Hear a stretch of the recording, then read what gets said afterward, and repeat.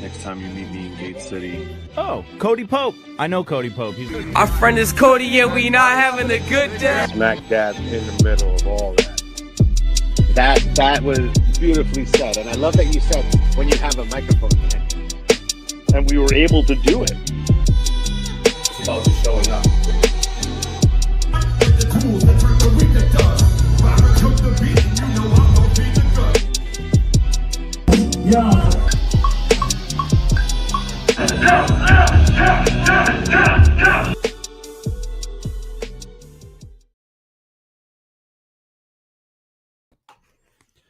What up, world? Welcome home. Welcome back. Welcome, everybody. Thank you guys for tuning in to another episode of Cody Central. As always, if you're watching from YouTube, make sure that you're subscribed to the channel. Drop a like on the video and drop us a comment. Let us know where you're watching from. If you're on Facebook, do us a favor and share the feed to your feed, and then drop a comment. Let us know where you're watching from. Shout out to my brother Ryan, first one in the chat tonight. We got a fun one in store for you guys. It's a little bit different. I'm not doing an interview tonight. Tonight, I wanted to take some time and talk about something that I'm sure some of you guys know I like to talk about a lot, but that it's important to get the word out there on, and that is physical media. And so a little later on in the show, I'm going to start I have some choice pieces pulled aside that I'm going to show you guys. I'm going to talk about why I think physical media is so important, the benefits of it, all sorts of stuff like that. I'm really excited to get some feedback from you guys, some of the cool stuff that you guys have in your collection, whether it's music or movies or video games or magazines or books or comics, whatever it might be. There's so many different forms of media that need to be like saved and archived and held on to and used for reference and used for historical attribute. And so I'm really excited to talk to you guys about that in a bit. Real quick, this week's episode is sponsored by myself. It's sponsored by these awesome hats. I don't know if you've seen these yet, but we did a limited run of Cody Pope hats and Hellhound for Hire hats as well. I got a couple left that are almost sold out. And if you haven't had a chance to see them or make it out to a show, here is a little bit on that front.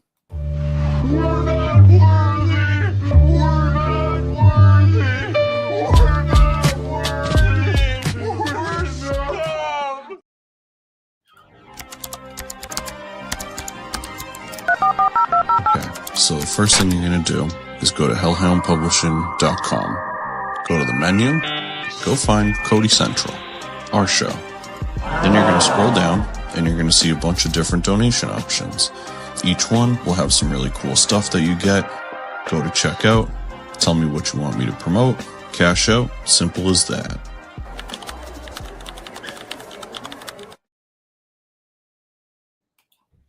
So yeah, shout out to everybody that's got one of those new hats so far. Appreciate the support. I'm going to try and keep doing some merch as I set up shows for next year. Ryan, first comment, he said, I have some anime on VHS still that never made it to later media forms, or if they did, they were altered from the originals. Dude, that's such a good point. That's like super, some of that stuff is super rare. And man, hi Ghosty. Ghosty's going to be on the pod with us tonight. But yeah, man, I can only imagine some of the gems that you have. That would be so hard to come across otherwise. And so I'm going to get into that in a little bit. But first up, I want to talk about our Ghost did agree. That's right.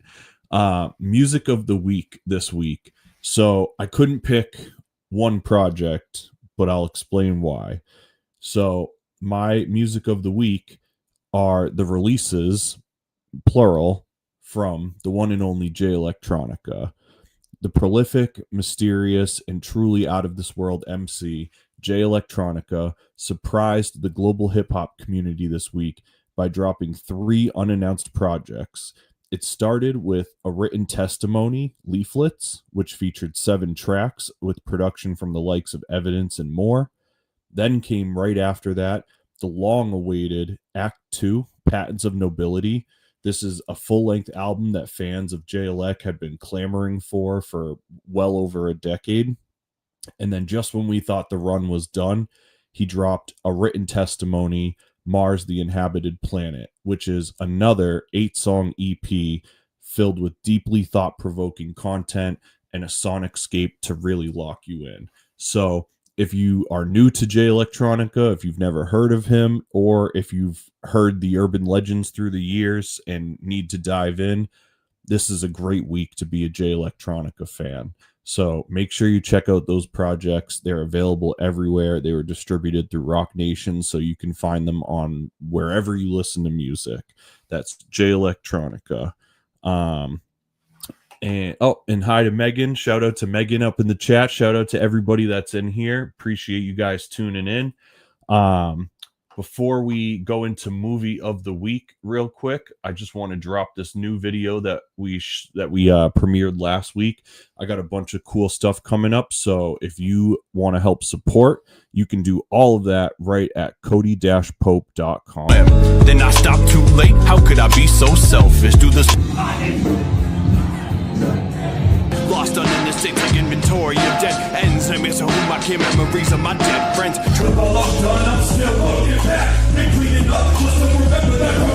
It's my soul on the record, like removing the mask. Brain connected, feel electric, intermeshing spacecrafts.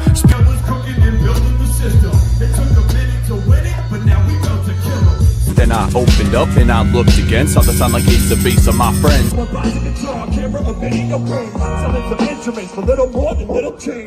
Lost some gems, I'm bound to lose some more. You got the prescription, you got me fixing. There's a lot you've been missing since I felt this lot that you slipped in. This got me crawling. Not perfect, not even close to alright. If you're with me, let me hear you say alright. I'm all about my name, yo. Thank you guys for checking that out. Appreciate the support. I've been working on a huge website revamp this year. I've tried to make it so that everything that you could look for is all right there at cody-pope.com. So if you want to get one of these hats that we got going down, the new Cody Pope hats, if you want to get tickets to a show, if you want to get videos, pictures, anything like that, all of it is right there on that page, cody-pope.com. Shout out to the chat. The chat is jumping. Big ups to my brother Ryan. Let's get into movie of the week. So this one, I was really excited about doing this one. I've actually had this on Blu-ray for a while now. Probably not a year, but definitely like maybe 6-8 months, something like that. But I've had this in the collection for a while. It's called Blast of Silence from 1961, directed by Alan Barron. What an absolutely fantastic film. It was beautifully shot, intriguingly written, wildly fast-paced, and thoughtfully acted. I got the Criterion version a while back, and I just watched it today. It really has all of the things that I love the most. It's great film noir. It's got flawed characters, gorgeous locations, and a bunch of surprising turns that, even for a movie of that age, was still hard to predict.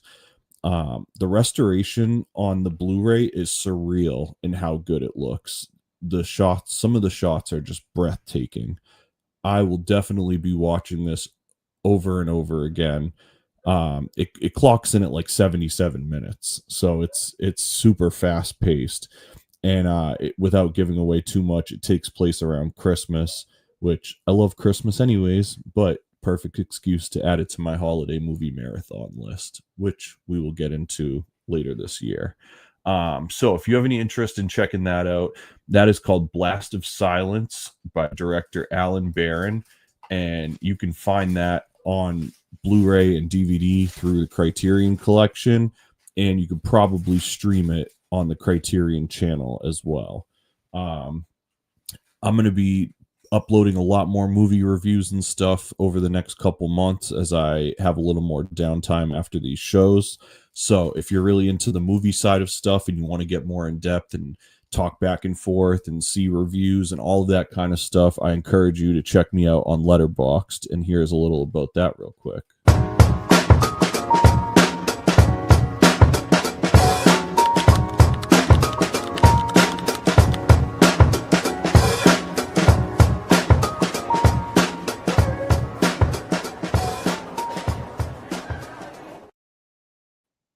Yes.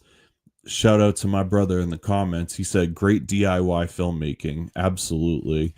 And I think that's really why I connect with like movies from that period and actors and directors that came out of that period, because there wasn't like a profound blueprint for a lot of this stuff. A lot of these creators were having to come up with new techniques and kind of do things by the skin of their teeth, if you will. And so I think that's why I always go back to movies from the 50s, the 60s, 70s. It's just a lot of risk taking and kind of trying to challenge the status quo, I feel like. But yeah, if you guys haven't seen that, definitely check that out. That, like I said, I'd been sitting on that for a while, and it's really cool how that came together. All right, so let me run through some event listings real quick, and then we're going to get into the bulk of what I'm hoping to chat with you guys about.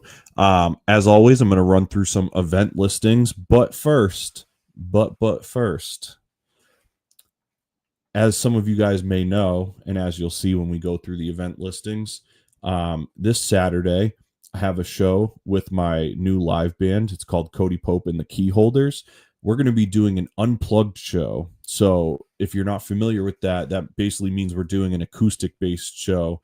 So the show is going to be led by acoustic guitars, drums, bass, and we've put together a show that even my friends, my family, people that have seen me perform countless times, I've never done anything like this before. I'm so excited to have the chance to try this. It's going down this Saturday, Saturday, September 27th in Nashua, New Hampshire.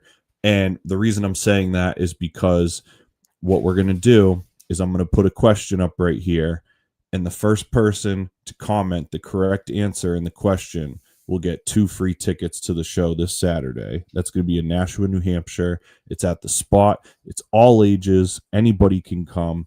It's an alcohol-free venue. They do mocktails, coffee, tea, kava, all sorts of stuff. And so with that said, here's my question that'll get you 2 free tickets to the show this Saturday. I've referenced this in certain interviews and conversations throughout my career. What is my favorite unplugged performance of all time? There's a lot that I love, but there's one that I've referenced countless times throughout my career as being a huge influence, both sonically, visually, and just like the vulnerability of the music. So first person that gets that answer right will get 2 free tickets to this Saturday's show at the Spot. And with that said, let's run through a couple events. Every Sunday night is Rap Night Manchester at the Shaskeen in Manchester, New Hampshire. There's open ciphers and artist showcases. It's $5. It's 21 plus, and it's hosted by DJ Myth, Sean Caliber, and I9, who just celebrated 12 years of Rap Night. That's right, 12 years. And also, every Thursday is the Laugh Attic at Strange Brew in Manchester, New Hampshire. It's a comedy open mic showcase hosted by former Cody Central guest Danny P. And let's run through a couple events here. This Friday, September 26th, New York hardcore legends, the Cro-Mags, are going to be playing at Taffeta Music Hall in Lowell, Massachusetts. I can only imagine how wild of a night this is going to be, led by the legendary Harley Flanagan himself If you're in the Lowell area, check that out. You do not want to miss that. Saturday, September 27th is Punk in the Park at the Palladium Outdoors in Worcester, Massachusetts, featuring Bad Religion, Pennywise, Comeback Kid, Face to Face, The Adolescents, and more.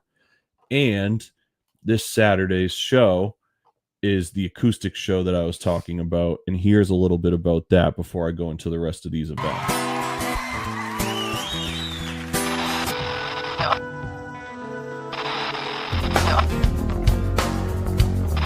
Trust that when you rest that, I suggest that the best of the best.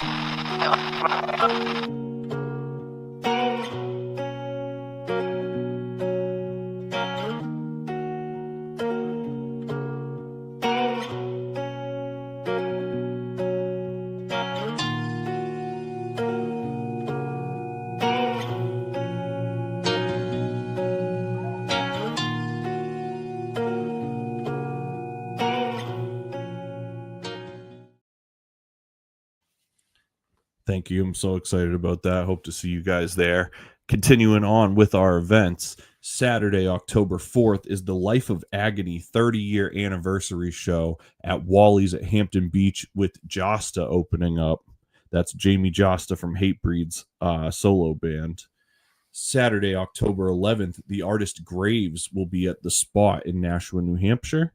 Sunday, October 12th, the legendary independent hip-hop artist Blueprint is going to be at Rap Night Manchester at the Shaskeen. The following night, Monday, October 13th, Blueprint is going to be at the Flask Lounge in Portland, Maine, featuring myself and Stay on Mars. Big shout out to Stay on Mars for reaching out to me for that.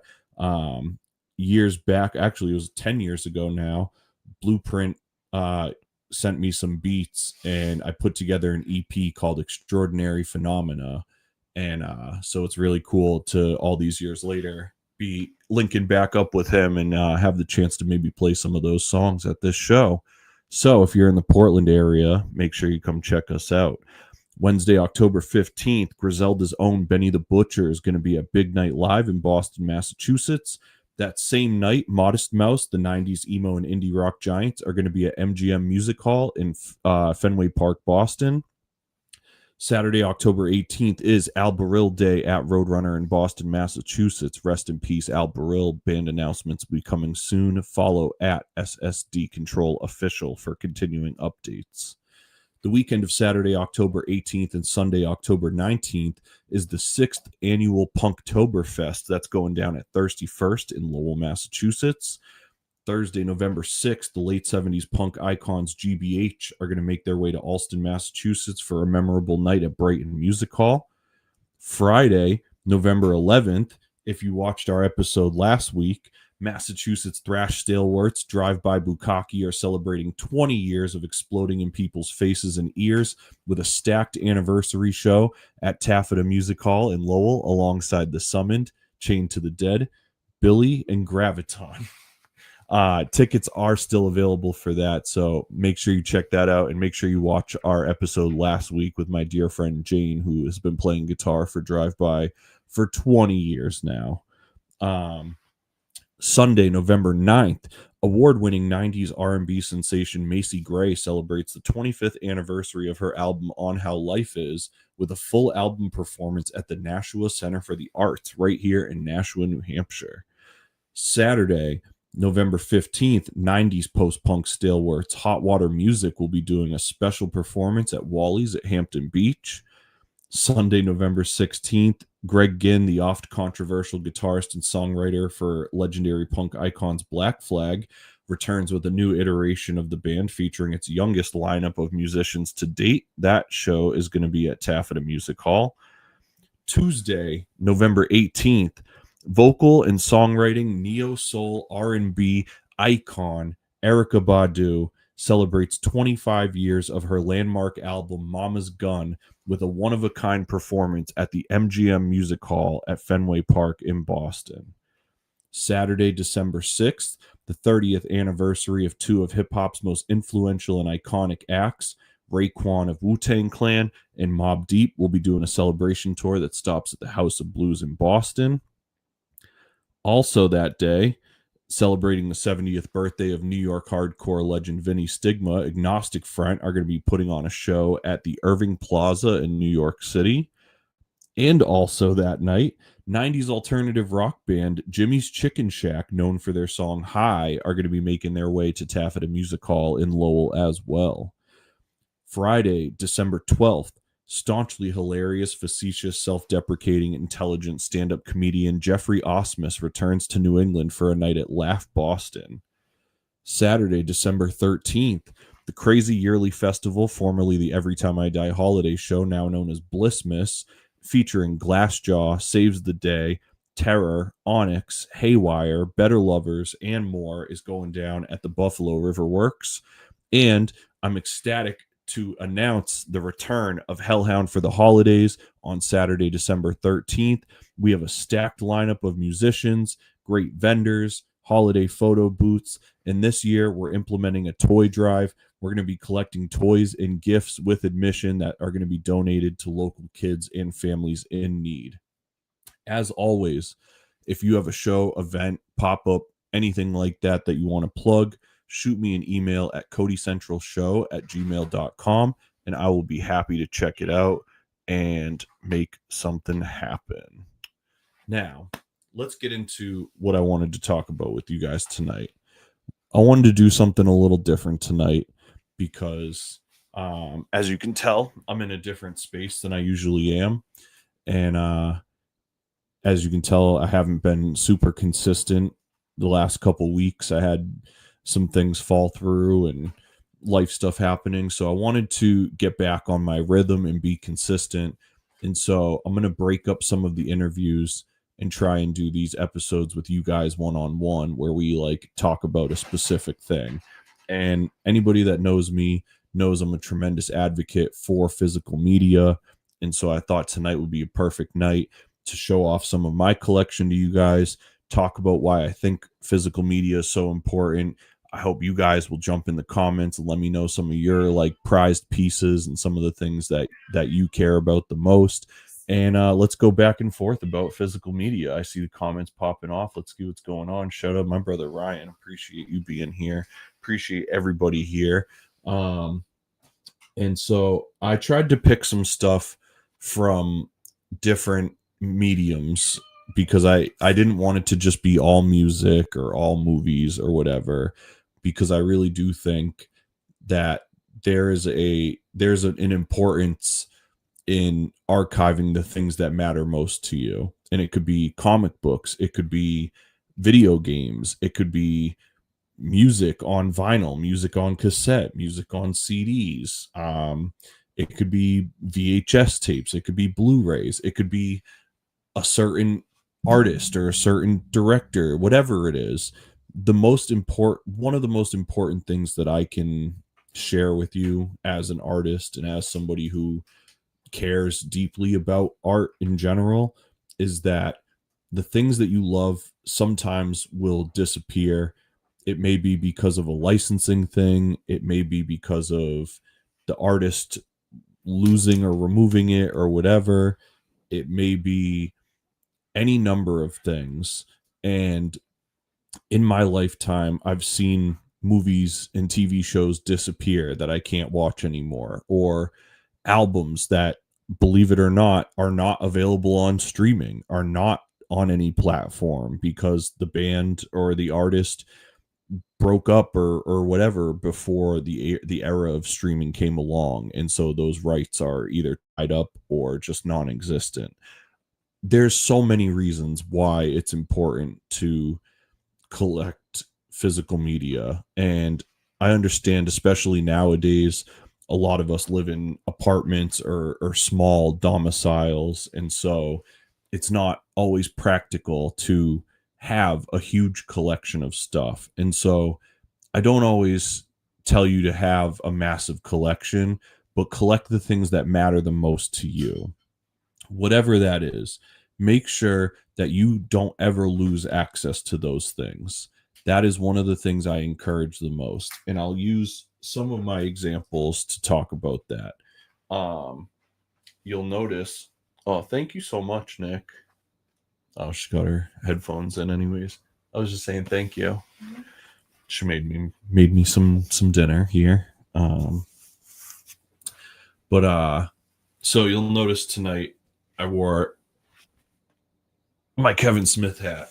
And so the reason that I broke that out, other than the fact that, we're doing all things physical media, is that is one of the examples that I wanted to start off with tonight. Where the hell did I put that? The hell did I do with it? All right, well, I guess I'll have to go look for it. That's so annoying. Had it all queued up for you guys and everything. Do you see Dogma anywhere?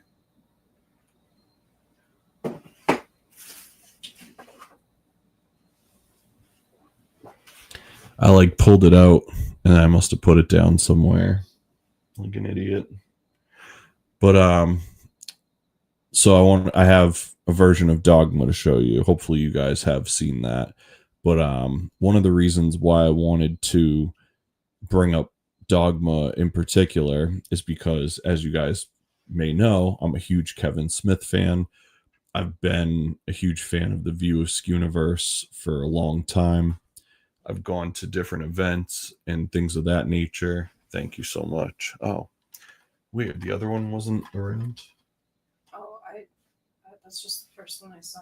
Thank you. And so Dogma, if you've never seen it, is one of Kevin Smith's most notable movies, and for a long time it wasn't available on any home media. It had a DVD run, and then the DVD went out of print because the rights went away, and it was a whole thing. And so there was this box DVD set that I'll show you. I mean, it's the same cover as this, but this is a updated version, which I'll get into in a second. But for a while, this DVD 2-disc box set was the only way that you could watch Dogma for close to 20 years. And with all of these things that have been happening, and so long story short is that I'm sure you guys know the Weinsteins and Harvey Weinstein.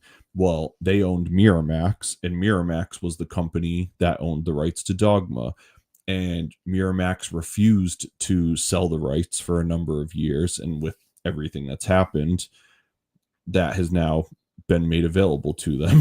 And so one person's downfall is another person's redemption, if you will. And so that was one of those things where you couldn't stream it, you couldn't rent it very far, you couldn't order it. You might have been lucky to find a Blu-ray from a different country that you could import at some point if you had a region-free player. But the moral of the story is there was a very long period where you just couldn't watch it and find it anywhere. And so having that movie as part of my collection of Kevin Smith stuff was super important to me. And now that he has the rights to them, now that he has the rights to the movie, he actually started acquiring copies. So this copy was actually from a foreign, I think, Australian distributor, and it was something where they eventually got the license first. So he ordered hundreds of whatever the inventory that this company had, got them all sent to the Secret Stash, which is his store in New Jersey, and then he signed them all and made them available on his web store. So that's a cool redemption story of finally you can access this, but there was such a long time where you couldn't. And so it's a sad thing when you have this, when you get this joy and fulfillment from a movie or a TV show or whatever the case may be, and you just have no way of ever watching it again. And you're going to start seeing that a lot more. I'm not here to shit on streaming and be the enemy. I stream stuff. I listen to stuff on Spotify. I watch streaming networks at home, but I collect and I watch and I value physical media. I make sure to leverage that as the higher priority, because for me, as the consumer, as the person enjoying the art, now I have it at my discretion. If my internet goes out, I can watch almost all of my favorite movies. If the internet goes out, I can listen to all of my favorite music. You know, like there's, if one of my favorite bands gets into a dispute with their record label and now the licensing is in limbo, I can't stream it on Spotify. Well, that's why I'm buying it on CD or on vinyl or on tape. It's just important to have those things that matter to you. I have an excessive collection because I love collecting, and I've been collecting everything since I was a child. And so that is a big part of my life that brings me joy. But I just encourage you to have the things that matter most to you.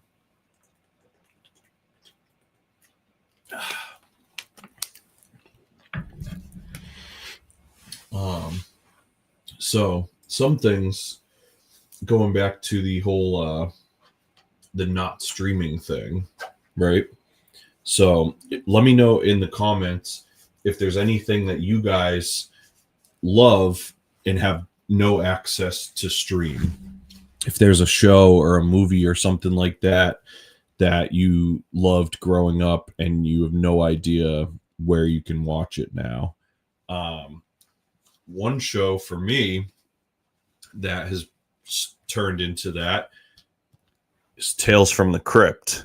So Tales from the Crypt is a very controversial show, not just content wise, but the rights issue again.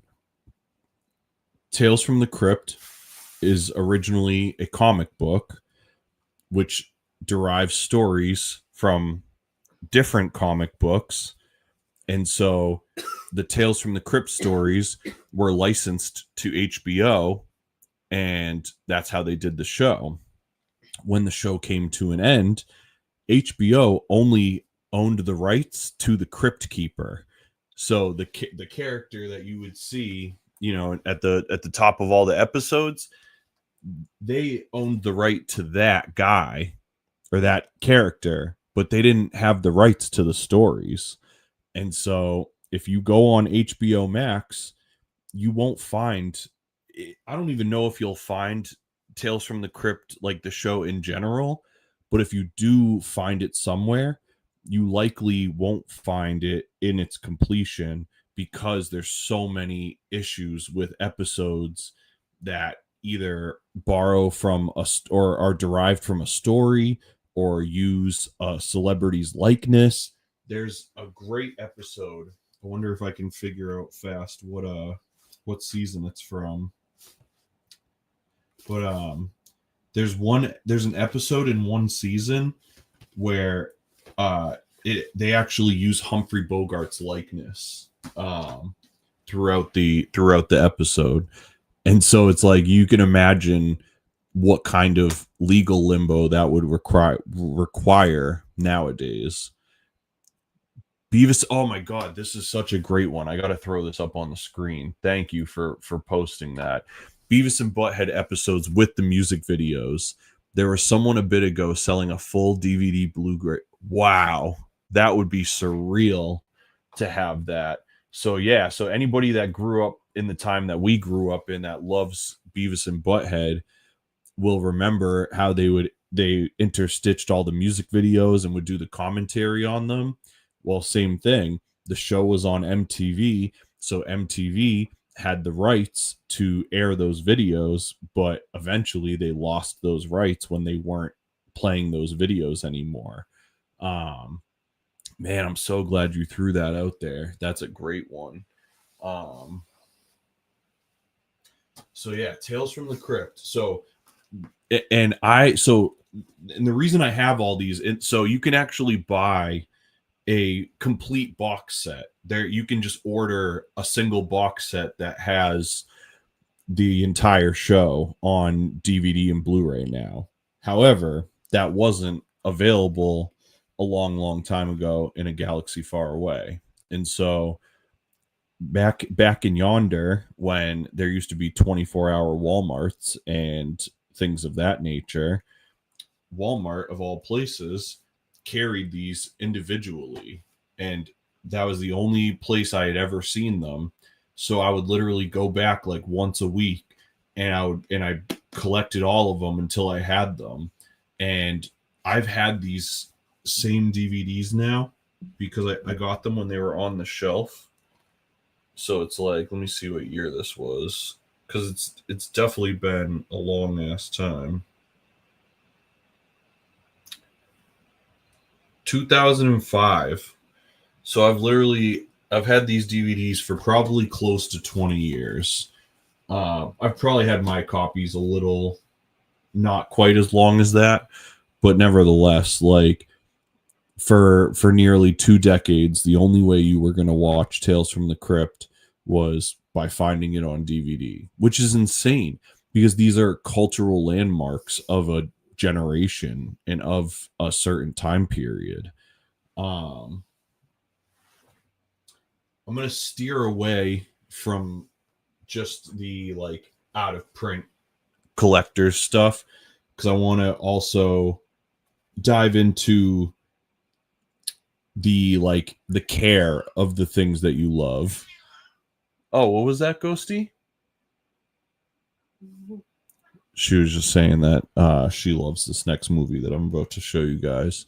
So if you guys are into horror movies of the more recent time, this incredible collector's box set that I found came from A24. This is Midsummer. Midsummer came out a few years ago on A24, directed by Ari Aster. I hope you guys have seen it. It's a brilliant movie, but it came in this box. I don't know if you can really tell through the camera, but it's this like beautifully decorated material. I don't know what this material is off top, but it just feels very great. It's got like embossing in the imagery. Once you see the movie, you understand how the imagery like relates to the movie. Then you get this super in-depth, you get the Blu-ray itself, and then it comes with this book. In the book, I don't want to show too much of it because it'll kind of, if you're smart, it'll give away some of the stuff in the movie. But this book is just full of art from the movie. And you can see on the back, there's more art and credits and all this stuff. And this thing too, it's more of this like great material that sits in here. And so not only do you get the best possible version of the film to watch and all of the special features, this came from the company that produced the movie and distributed it. So this isn't like a third party that acquired a license and is working with the best thing they got. The people that made the movie made so much care and so much value into putting their stuff out. And these were, of course, limited. I don't know what they were limited to, but this is like definitely a prized piece in my collection, not for any like rarity or value's sake, but just because of the distinctness of the piece and how the art just goes so well with the movie itself, which is a whole other thing. And so kind of going back on the non-streaming train, if you will, I'm sure you guys have heard me talk a lot about how one of my biggest influences is Henry Rollins. And if you don't know who Henry Rollins is, he's very well known for being one of the later vocalists for the iconic punk band Black Flag. He went on to be in Rollins Band for a long time as well. He's been in a ton of different movies and he's had TV shows. He's put out books. He's hosted travel programs. he's done things far beyond what most people do. And one of the things that he has continued to do throughout his life since the 80s is spoken word tours. So he's not like a stand-up comedian, obviously, but from living such a crazy life, he just has these insane stories. And so he goes on these like spoken word storytelling tours, and he'll just sit in a theater and tell you this stuff. And because of my age, obviously, when Henry Rollins was like in his prime and doing the height of his like artistic vision, if you will, I wasn't old enough to go out and see these shows. It just, you probably wouldn't let a 12 or 13-year-old into a theater like that, and who wanted to go with me. And so he put out all of his, this isn't all of them, but this is like a good bulk of them, but he was putting out all of his specials on DVD. And so as I got older, I'd been able to collect all of this stuff, and I've even been able to go back and get VHS versions of some of the works that he put out as his talking shows and through his publishing company and stuff like that too.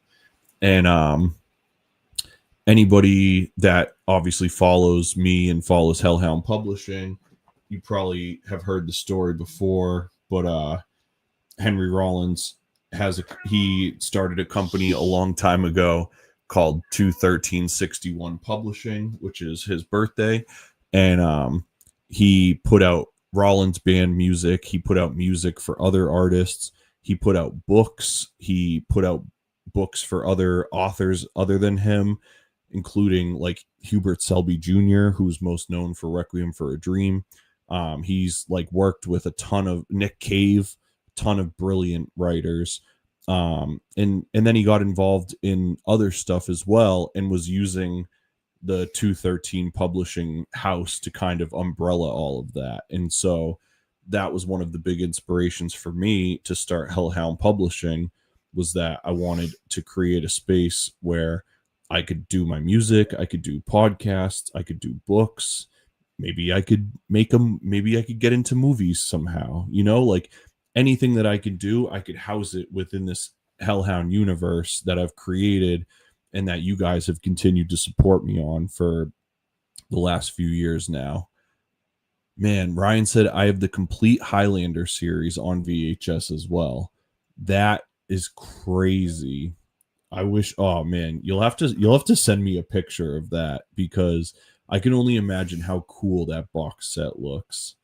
It's funny, man, because now I'm having memories of I would like on watching USA Channel.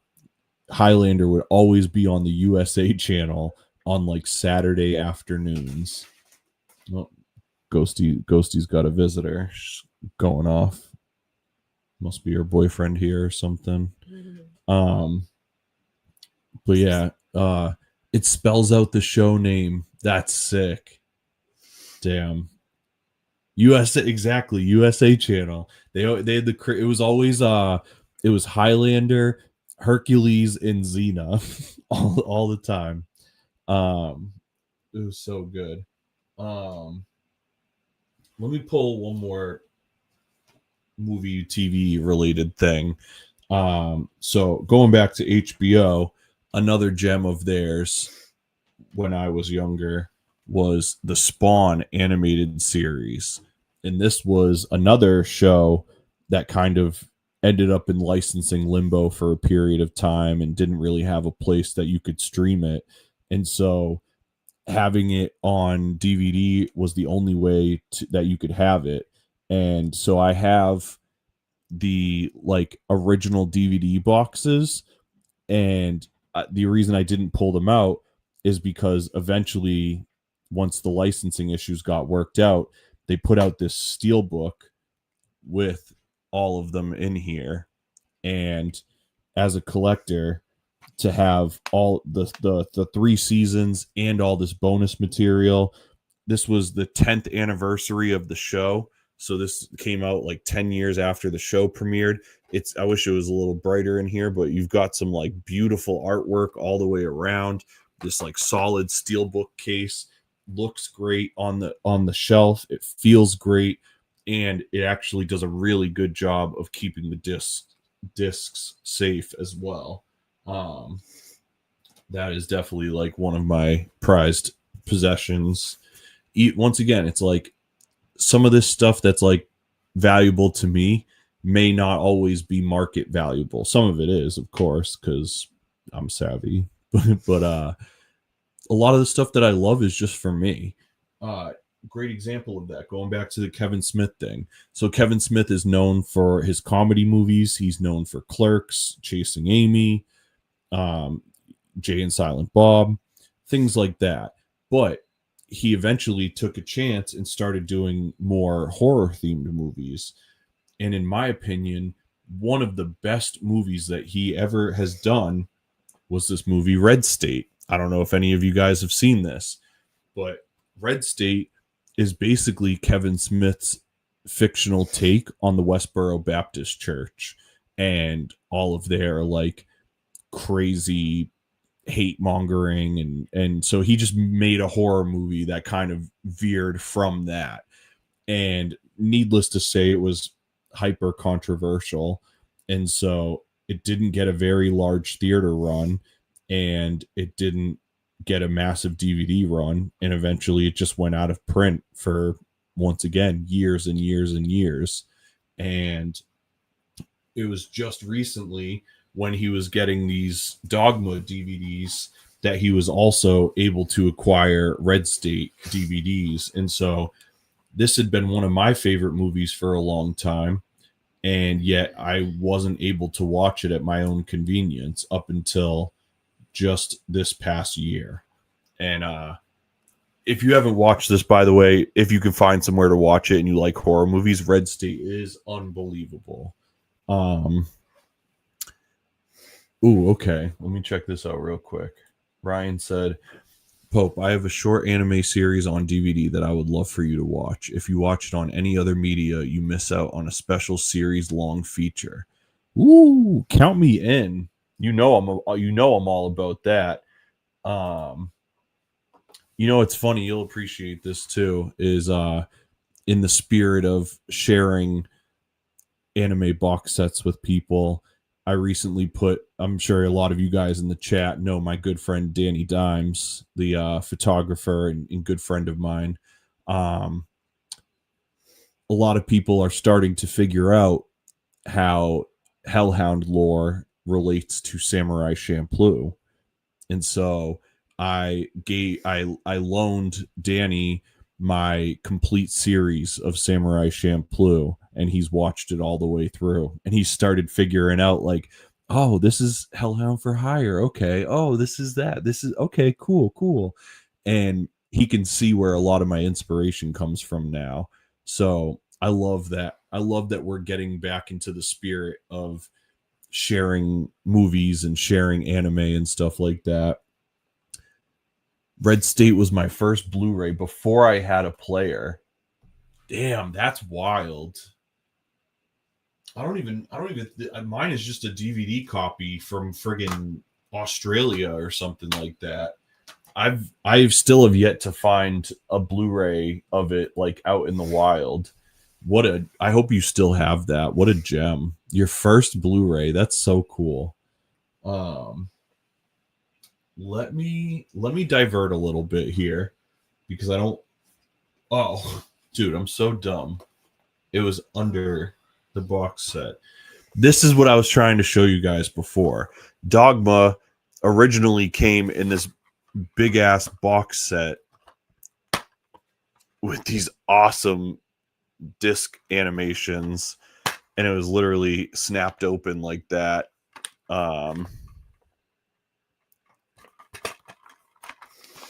And so, yeah, for a long time, this was the only way that you could watch Dogma. So I will never get rid of this just because of the sentimental value to me. But now I have a nice signed copy from Kevin Smith himself. So I feel really fortunate to be in a timeline where I can have both of those things. Music. So I'm gonna slide to music for a second here. So another one of my this kind of parallels with the Henry Rollins stuff. Henry Rollins is a DC native. He said, I have that different pat. I wish you guys could put pictures in the chat too. Man, I wish there was a way to do that. I gotta you know what? I'm gonna start opening up an email. Well, my email's already open.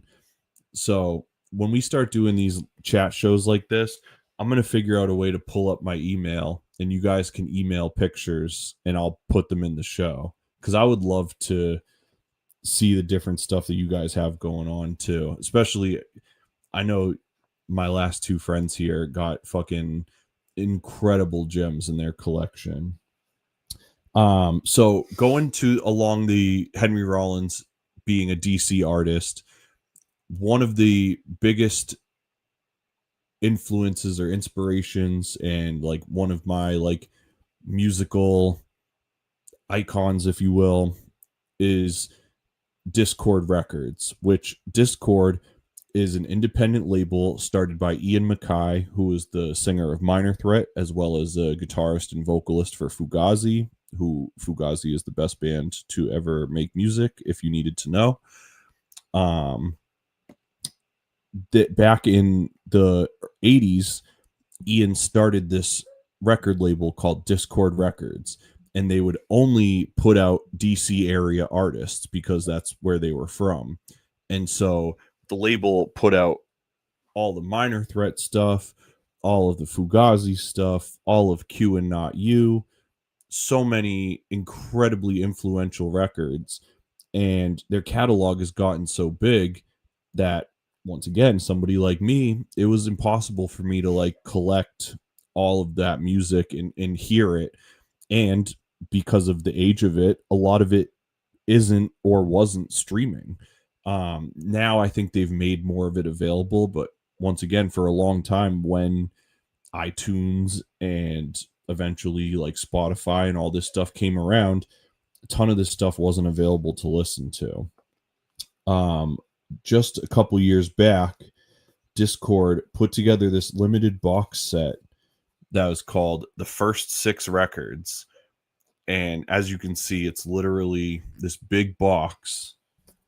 And what they did was it was limited. So you had to order it within a certain time frame. And they only produced as many that were ordered in that time frame. And they took, gosh, I don't know, it took like 6 to 12 months for them to manufacture it. And eventually it came in the mail.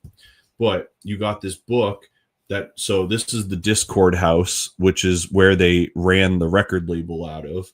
And so you got like, there's all these great photos inside. There's like notes and pictures and all this stuff that you can go through.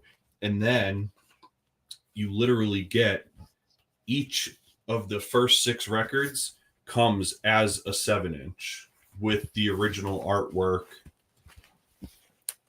And so once again, like this is stuff that like for a long time wasn't available to stream. You couldn't just go and like pull up like the Youth Brigade Possible EP. And these are the first 6 records that this label ever put out. And they're still putting out music today. Teen Idols was Ian MacKaye's first band. This is pre-Minor Threat. Ian MacKaye was in high school and they were about to graduate, and the band was going to break up because some of the guys were like going to college and shit. So he started his own record label just to put out their 7-inch so that they could all listen to their band. And this spawned into a label that is literally still in existence today and is still putting out music, archiving music, all of this stuff. And I'm sure there's a lot of people here in the chat that maybe don't know or aren't familiar with Discord like the way that I am. But one thing I could tell you for like frame of reference, right? So I just was joking about how Fugazi is the best band on the planet. And that's my personal opinion. And I think you guys know that I am pretty well versed in things like music and such. But Fugazi was a band that only played all ages shows, only played shows that were $5. They were like strongly political in a way that educated and inspired people to commit change and to see things in a nonviolent way where they could still have a massive impact. And in Fugazi's time that they were an active band, which was the late 80s up until the early 2000s, there were points where multiple major labels were chasing them down and they turned them away because they knew that they were always going to do it on Discord. Through their own independent channel of putting out 7-inches and CDs and hand making them and all of this stuff, Fugazi at some point, at multiple points, was on the Billboard charts for like top selling rock albums and shit like that.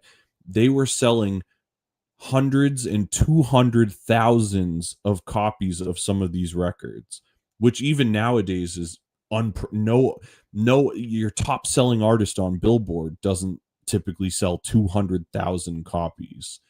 So these guys were iconoclasts in every sense of the word and have shaped and forged and pushed ahead a culture that would be largely different without their presence in it.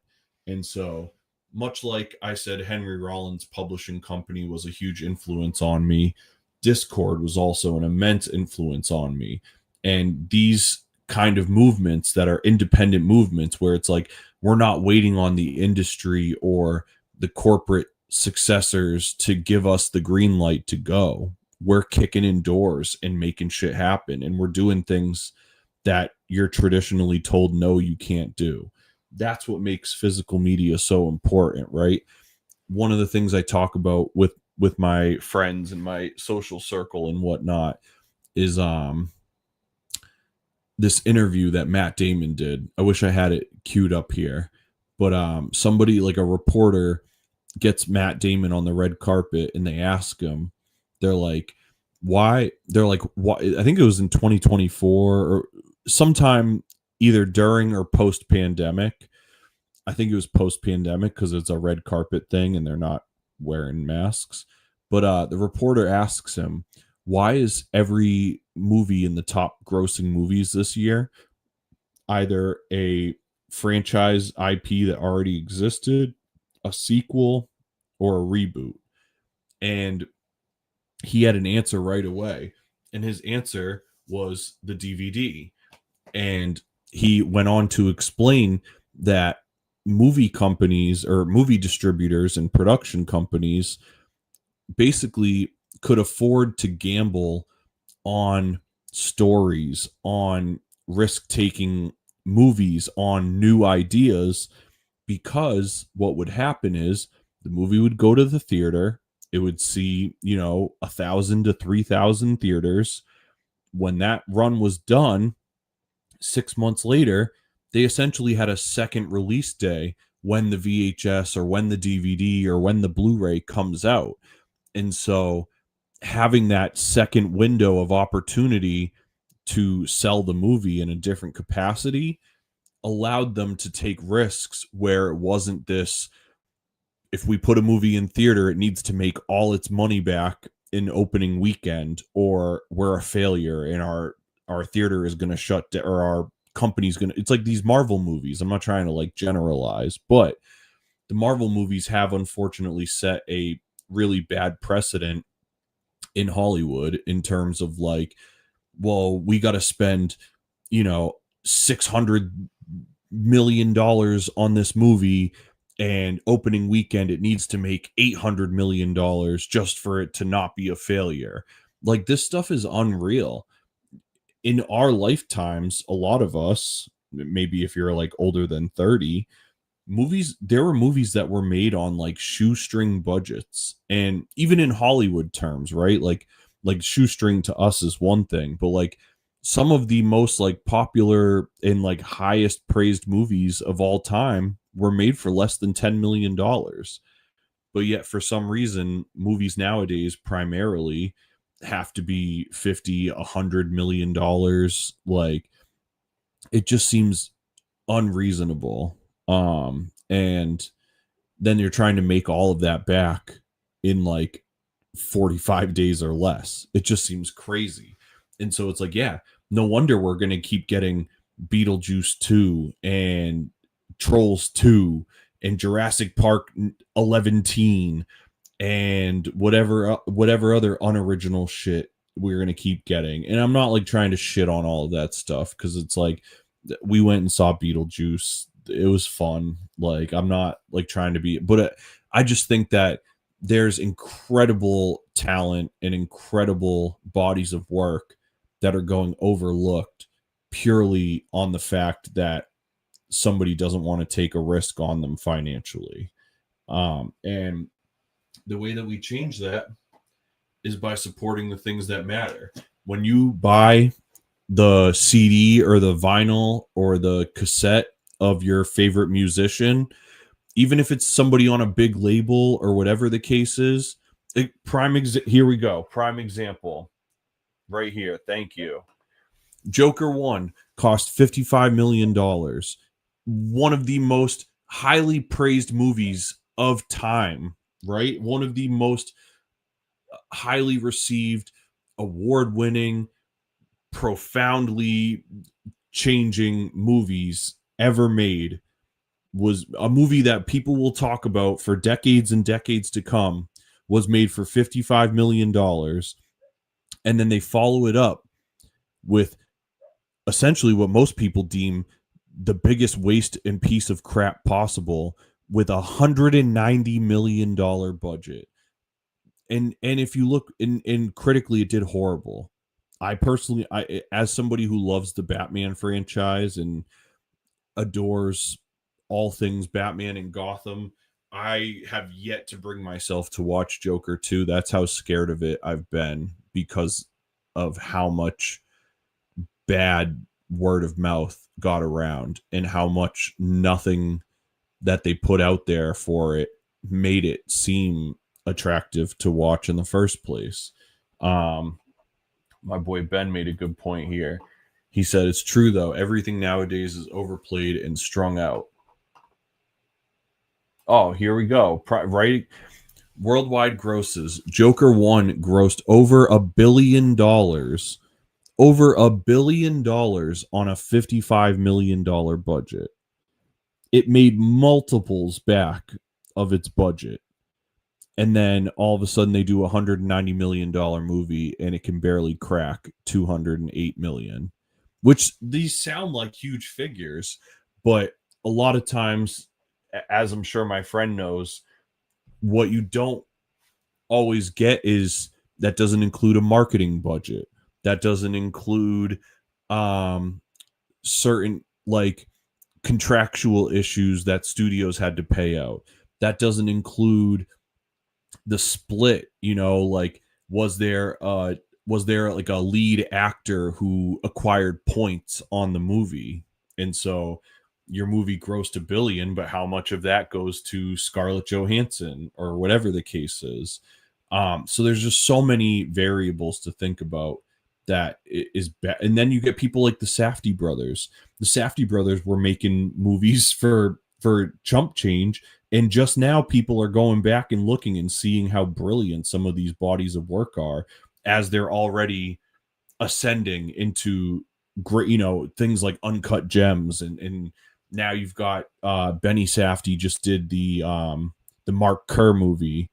I'm ecstatic to see that, by the way, which is a weird thing because I'm not a fan of The Rock whatsoever, but anybody that I'm a huge MMA fan, and so the story of Mark Kerr is like just like such a roller coaster, and they've really been working on this movie for what seems like a very long time. And so yeah, and I think I can't think of anything the Safdie brothers or either of them have done that I haven't enjoyed yet. Granted, I haven't seen everything, but I've seen a bunch of it, and I enjoy it all. So I just can't help but think that movie is going to be something super special. All right, I know we're getting late in the night. We cracked the hour threshold already. I appreciate you guys rocking with me. One thing here that I thought was cool that Nick actually pulled out for me to show for this episode is one of her favorite bands is Paramore, who, if you know Paramore, is putting out some of the best work of their life in the last few years. But nevertheless, they've been a band that's been around for like 20 years or so and has continued to ascend and musically get better and better and better. And she had the opportunity to see them before her and I met, and they had these books for sale. And so in the books, there's like photos from the show, there's like handwritten lyrics, there's like information about all the songs. And this is like a really cool thing where, like, if you're into a band of that magnitude, something like that, like the book or the insert to the vinyl or whatever the case is, allows you to have that extra connection and really create a grasp of like why this art connects with you so much. The same way that like movie fans, like when we buy the movie that we love, then we get to go through the special features, or maybe we watch it a couple days later with the commentary track on, and now we hear what the director is thinking. There's just so many fantastic things that come from taking the time to curate your own physical media collection. And as we grow increasingly attached to our devices, and many of us feel a need to figure out how to detach and how to separate ourselves from the doom scroll and things like that, carving out time to listen to a record from front to back without skipping, watching a movie without looking at your phone, binge watching a show that you used to love, but like, here's what I wish I had it over here with me, but somebody stole it from me. Mission Hill. If anybody remembers the show Mission Hill, it was an Adult Swim show, and I had a DVD box set of it, which once again, I think now you might be able to watch it on HBO if I'm not mistaken, because I think HBO bought like the Cartoon Network's license or whatever. But for a long ass time, I couldn't watch Mission Hill anywhere, and it was only that DVD that I had that I could watch it. And so I don't want to like beat this over the head, but I appreciate you guys jumping in here with me tonight. This was really fun. I was glad to dig through some of my uncut gems, if you will. Let me know in the comments whether you're watching this on the live stream or if you're watching this after the fact. Drop a comment and let us all know what some of your favorite pieces of your collection are. What are some of the things that you treasure the most, whether it's a video game, a CD, vinyl, a movie, a book, a comic book. I still have so many. I had comic books that I could have pulled out. I wanted to pull out some books too. I literally just had an arm full of all this stuff that I was trying to bring out over here. But if you guys dug this, maybe we'll do this more often. We'll mix this in with the Media Monday that we did with Steve K a while back. Me and Steve have been talking about trying to get another one of those going. There's been a bunch of great music releases that have come out since he's been on the show last, and we're going to try and carve out some time to get him back on here. But yeah, with that said, I'm going to call it tonight. Thank you guys so much for rocking with me. I appreciate everybody that hung out and stuck around. I hope to see you guys this weekend, Saturday the 27th. Cody Pope and the Keyholders, Unplugged and Acoustic live at the Spot in Nashua, New Hampshire. It's my first time ever doing something like this. These are going to be renditions of these songs that you've never heard before. Pulling out some special songs for this as well. I've got some brilliant musicians on deck with me that are going to be performing alongside me. Yeah, thank you guys so much.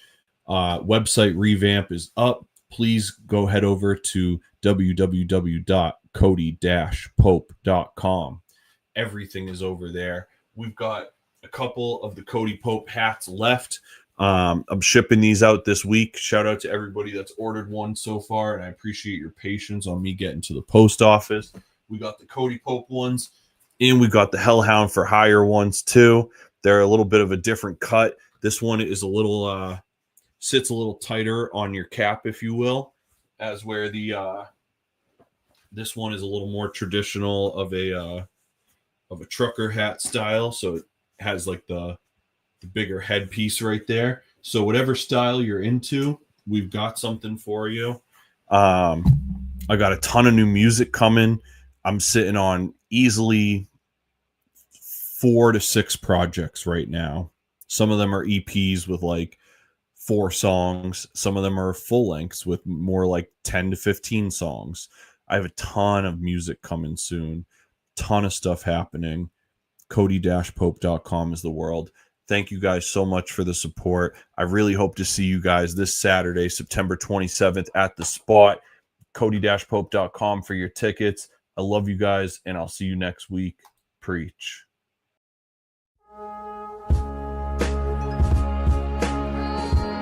Cody Central is written and produced by Cody Pope for Hellhound Publishing. If you'd like to sponsor the program and have your brand, podcast, or service featured, learn more about that today at www.hellhoundpublishing.com/Cody-Central. Additional ways to support the program include purchasing music, joining our Patreon for exclusive content, or simply donating at any of the links available in the QR codes above.